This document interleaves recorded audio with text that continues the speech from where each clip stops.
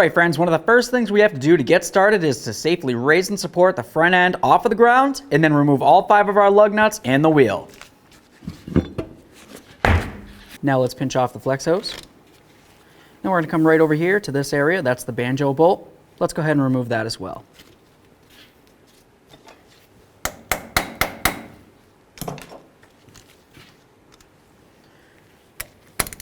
Fluid might come out of this, so make sure you have hand and eye protection, and of course have a collection bucket.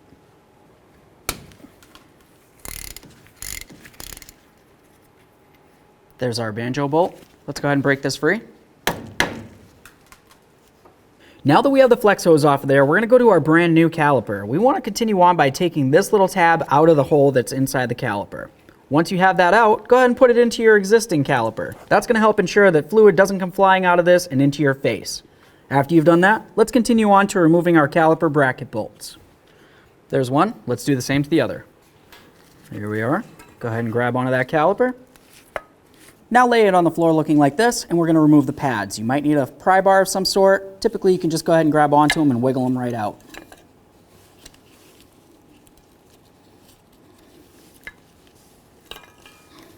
Okay, so over on the bench, we're going to prep our brand new caliper.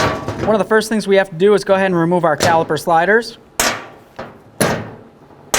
And now we'll separate the two pieces. I'm just going to wipe down these caliper sliders, and then I'm going to use a little bit of caliper grease and put a nice coating on both of them.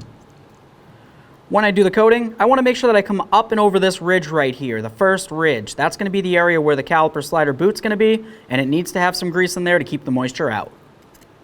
Now we're going to continue on with the caliper grease, and we're going to go along all the mating points, essentially the areas where the caliper is going to touch up against the pads. Both of your pistons are going to touch the pad, so let's go ahead and put a little bit of grease on those pistons, and then on each of these 3 ears. Now moving over to the caliper bracket, let's just continue on by putting a tiny bit of grease along these 2 areas. Right there. And now we'll do the same on this other side. Now it's going to be time to prep our pads. We have brand new pads in this right now, so I don't necessarily need to do much, but if you're going to replace them, now's obviously the time. You're also going to want to make sure that you replace these clips. Ours are in good condition, but I'll show you how to replace them anyways. Go ahead and remove your existing clips. I'm going to grab 2 of our new clips. Now when we put these on, we want to pay attention to this area right along where my index finger is. That's going to be the wear indicator. The wear indicator needs to be facing towards where the rotor is going to be. That way there, once your pad wears to a certain level, it's going to indicate and let you know that you have an issue. Let's go ahead and put them on both sides. Okay, now it's going to be time to get our caliper bracket back on here. Let's go ahead and line it up with where it needs to go. Start in both of our caliper mounting bolts. Make sure you use a little bit of red thread locker on these.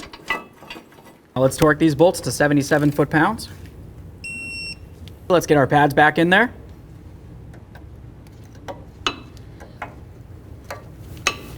Now we'll slide the caliper over those pads. Be careful for your caliper slider boots. You want to make sure that they're lined up with the holes still. Once you have it lined up, let's continue on by putting in our caliper slider pins. Okay, so that's bottomed out. Just make sure we give it a little bit more. Same for the upper one. Before we go too much further, let's continue on with our banjo bolt. Just make sure that we remove that little copper washer as well. After that, let's go ahead and clean this down with some parts cleaner and get ready to install it. Now let's take one of our new crush gaskets, slide it right onto that banjo bolt. Now let's put our new crush washer on the top area there, and then line this up with the caliper and put it in. Now that that's snug, let's go ahead and torque it to 40 foot-pounds. There we are. Let's remove this. Okay, now the next thing we need to do is gravity bleed our brakes. So what I'm going to do is I'm just going to take off this rubber boot right here. After that, we're going to loosen up this bleeder screw. And now we're just going to wait for fluid to start trickling out, and we want to have a steady stream without any air. All right, so now we've got some fluid coming out. Let's just continue watching it until we have a steady stream with no air bubbles. Okay, so we have a nice steady stream for the most part. I'm just going to close this off, and then we're going to continue with a manual bleed. All right, go ahead and pump up the brakes.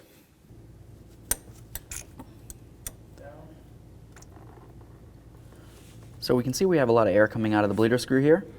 I'm just going to go ahead and close this. We'll pump it again.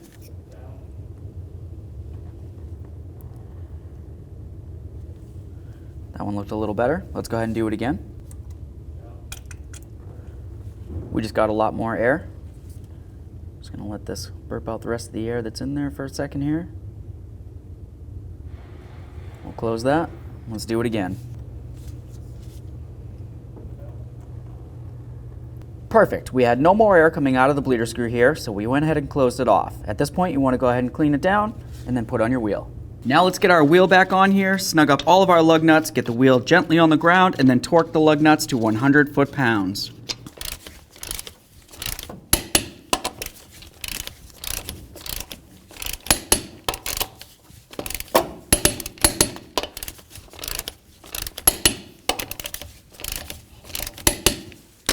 Torqued. Okay, now what we have to do is go ahead and check our master cylinder. We want to ensure that the brake fluid's full. If it isn't, top it off with .3 brake fluid. Perfect. Now all you gotta do is go ahead and pump up your brakes and then take it for a road test.